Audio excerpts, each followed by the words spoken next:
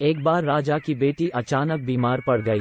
बहुत से वैद्य बुलाए गए पर कोई भी फायदा नहीं हो रहा था। राजा अपनी बेटी के लिए बहुत ही परेशान हो रहा था, बिकॉज वह ठीक ही नहीं हो रही थी। फिर अगले दिन छोटा भीम और उसके कुछ दोस्त आ गए। राजा ने सारी बात बताई। छोटा भीम राजा की बातें सुन रहा था और राजा से कहा कि आप चिंता न करें, हम राजकुमारी का इलाज जल्दी ही ढूंढ लेंगे। फिर छोटा भीम पहाड़ी बाबा के पास गया और कहा कि आप कुछ कीजिए जिससे राजकुमारी की तबीयत ठीक हो जाए।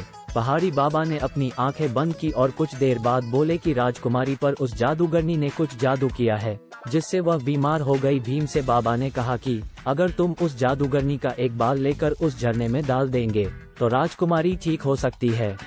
पहाड़ी बाबा से भीम ने पूछा कि कुछ ऐसा उपाय बताइए कि जिससे मैं जादूगरनी को दिखाई न दूं और बाल को आसानी से लेकर आ जाऊं। बाबा ने कहा कि ऐसा तो हो नहीं सकता, बट तुम कुछ देर के लिए गायब हो सकते हो पर बाद में फिर से दिखाई देने लगोगे, इसलिए बड़ी ध्यान से तुम्हें वो बाल लाना होगा।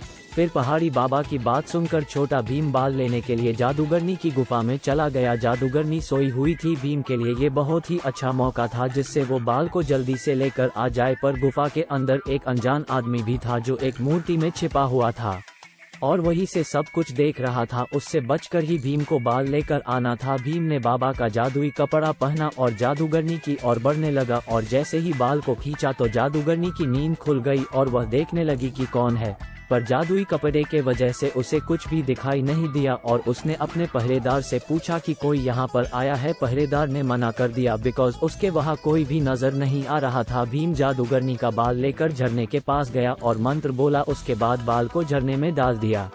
जैसे ही बाल झरने में गिरा और कुछ ही देर बाद राजकुमारी ठीक हो गई और राजा को बहुत ही खुशी हुई बिकॉज अब राजकुमारी ठीक हो गई थी। राजा ने भीम को बुलाया और कहा कि तुम बहुत अच्छे हो, तुम्हारी वजह से राजकुमारी ठीक हो गई। भीम ने कहा कि हम आपकी सेवा में हमेशा तैयार रहते हैं। अगर आपको ये कहानी पसंद आई है तो आगे भी शेयर करें और हमें भी बताएं।